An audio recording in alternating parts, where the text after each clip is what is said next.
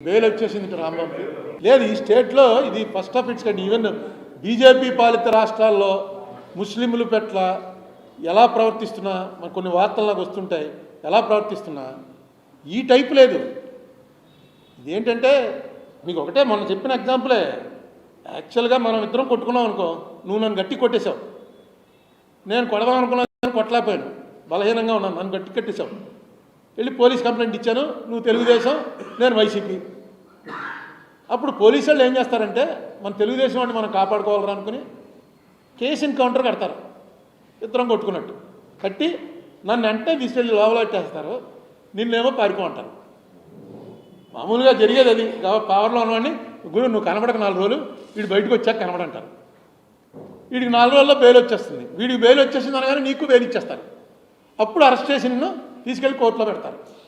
కోర్టులో నువ్వేం చెప్తావు, నా ఇద్దరం కేసులు కట్టారు, అతనికి బెయిల్ ఇచ్చేసారండి ఆల్రెడీ, అతనికి ఇచ్చేసారా, అయితే అతనికి ఇచ్చేయండి అంటారు. అలా డ్రామా ఏదో చేయాలి. ఇక్కడ అలా కాదు, డైరెక్ట్గా మనంతా అలా టీవీలో చూస్తుంటే ఎవడెళ్ళి గుణపాలు ఎట్టు కొట్టి, రాళ్ళు ఇచ్చి కొట్టి, కార్లు బద్దలు కొట్టి, పచ్చి బూతులు తిడుతూ వచ్చి ఇవన్నీ రికార్డ్ అయి ఉన్నది. అతను లోపల ఎవరినైతే కొట్టడానికి వెళ్ళి చంపేయడానికి వెళ్ళారో అతను తీసుకొచ్చి జైల్లో పెట్టారు. ఈ కొట్టిన వాళ్ళందరినీ పోనీ అరెస్ట్ చేయకుండా వార్నింగ్ అని రాసుకోలే, స్టేషన్ బెయిల్ ఇచ్చారు. అసలు స్టేషన్ బెయిల్ కల్చరే స్లోగా పోయింది, మనకు తెలుసు కదా. చిన్న చిన్న స్టేషన్ బెయిల్ ఇచ్చే కేసుల్లో కూడా కోర్టులో ప్రొడ్యూస్ చేస్తున్నారు, మనకెందుకు కదా తలనొప్పి పోలీసులు. అయితే పోలీసులు కూడా ఏం చేయగలరు, వాళ్ళని మళ్ళీ ఎక్కడో కొడతారు.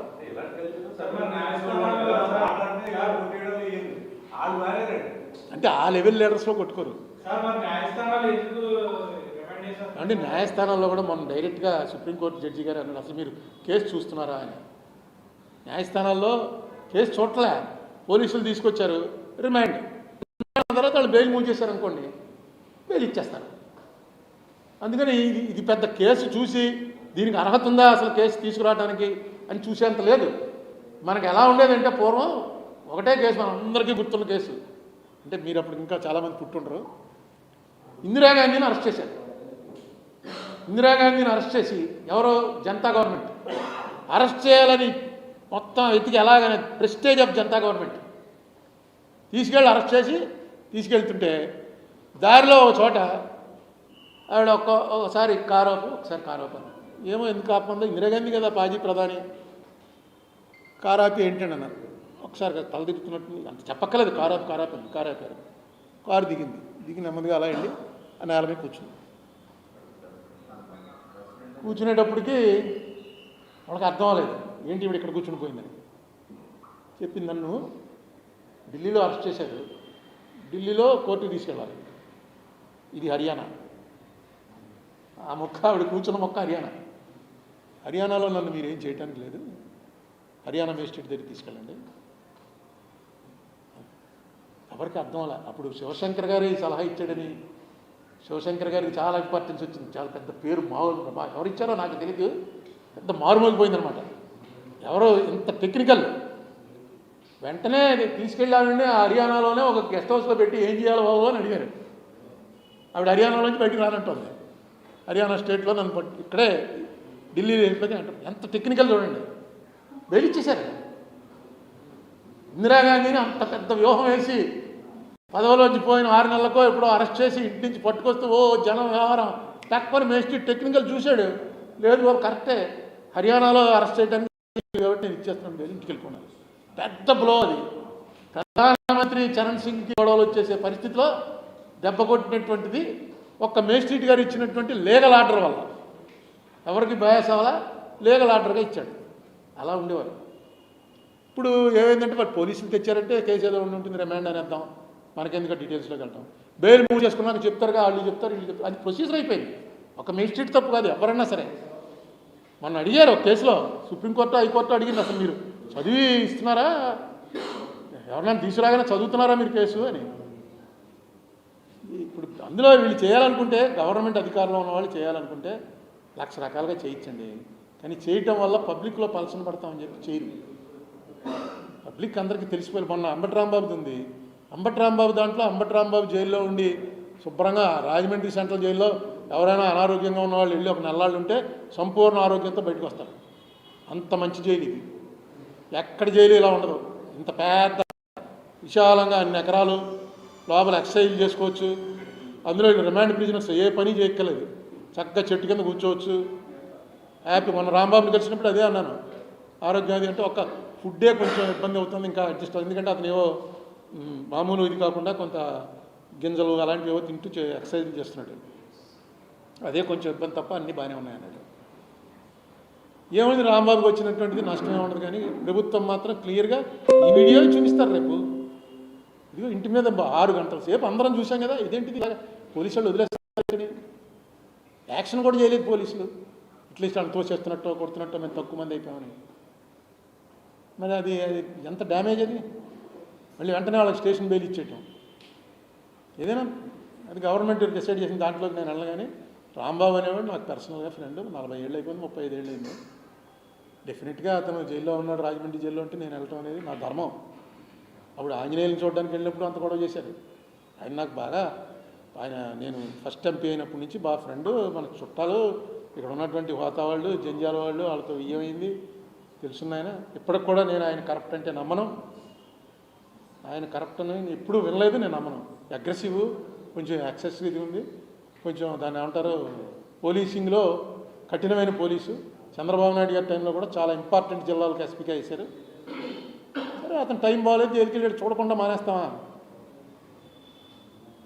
అదే రాంబాబుకి వెళ్ళామో వెళ్తే దేనికి తిడుతున్నారు? రాంబాబుని చూడటానికి వెళ్ళిన తిడుతున్నారో, లేకపోతే అందులో జంతుకోపు లేదే అన్నందుకు తిడుతున్నారో నాకు అర్థం లేదు. నువ్వెవడరా సర్టిఫికేట్ ఇవ్వడానికైనా ఒకడు అంటాడు, ఒకడు అలా అంటాడు. సర్టిఫికేట్ నేనేంటి, మీరు వేసిన సిట్టే ఇచ్చింది, ఆ ఇచ్చిందే చదివాను నేను.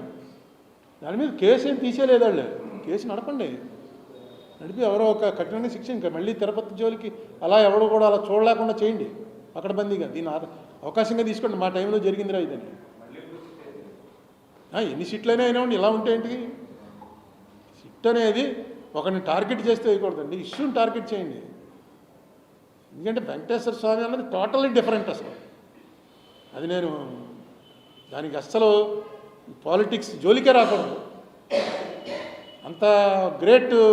దీంట్లోకి వెంకటేశ్వర స్వామి అనేది మన అట్లీస్ట్ మన ఆంధ్ర, తెలంగాణ, సౌత్ ఇండియాలో ఉన్నటువంటి హిందువులకి వెంకటేశ్వర స్వామి అంటే కలియుగ వైకుంఠం. అది సాక్షాత్తు శ్రీ మహావిష్ణువు కలికావతారం కాదు, ఇదిగో వెంకటేశ్వర స్వామి అవతారంలో వచ్చాడు అని నమ్మేవాళ్ళే ఎక్కువ, లేకపోతే ఆ రష్ ఉండదు.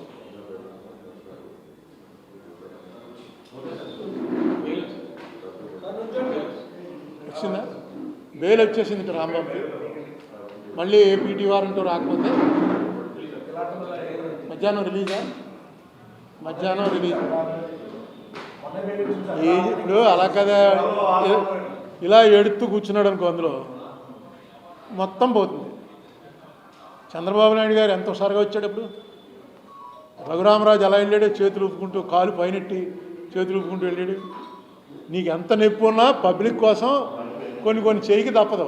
అది కూడా పెద్ద ఇది చేసి ఏదో సినిమాలో బాగా పాపులర్. అంటే రాంబాబు అనే అతను మనిషి స్కేప్ కోట్ చేయబడ్డాడు. ఇది ఉన్న కోపం జగన్ మీద. జగన్కి ఒక ప్రధానమైనటువంటి బాగా మాట్లాడే శక్తి ఉన్నవాడు. ఎప్పుడు కూడా అతను తప్పు మాట్లాడటం నేను వెళ్ళా. చాలా వ్యంగ్యం, ఎటకారం, వేళాకోళం ఉంటుంది, కానీ తప్పుగా ఒక మనిషిని కించపరిచేలా. ఎందుకంటే నా మీద చాలాసార్లు మాట్లాడాడు. నేను అప్పుడు కాంగ్రెస్లో ఉండి అతను వైసీపీలోకి వెళ్ళినప్పుడు నా మీద బోల్డ్ అని ప్రెస్ మీట్లు పెట్టాడు. ద్రోహి నువ్వు అన్నాడు, ఇది అన్నాడు.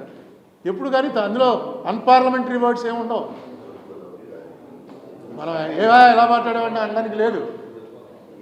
నా మీద ఆ లెవెల్లో రెచ్చిపోయేవి అనడానికి ఉంటుంది తప్ప అలాంటి మాటలు మాట్లాడతావా అన్నారు. ఎప్పుడు మొన్న కూడా అతను ఏం ప్రెస్ మీట్లో అన్నదో ఏదో కాదు, అతనిలో అనుకున్న మాట వచ్చి కార్మి కొట్టేస్తుంటే అతను అనుకున్నాడు, ఎందుకంటే కొడుతున్నాడు ఎవరో అతనికి తెలిసి ఉండరు.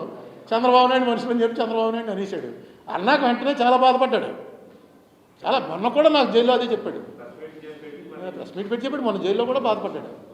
ఎలా వచ్చిందో అలా వచ్చింది, ఇంకా కొడతనం పోలేదు నాకు, చిచి ఎలా నెక్స్ట్ టైం పెడదాం. ఎందుకు లేవనా?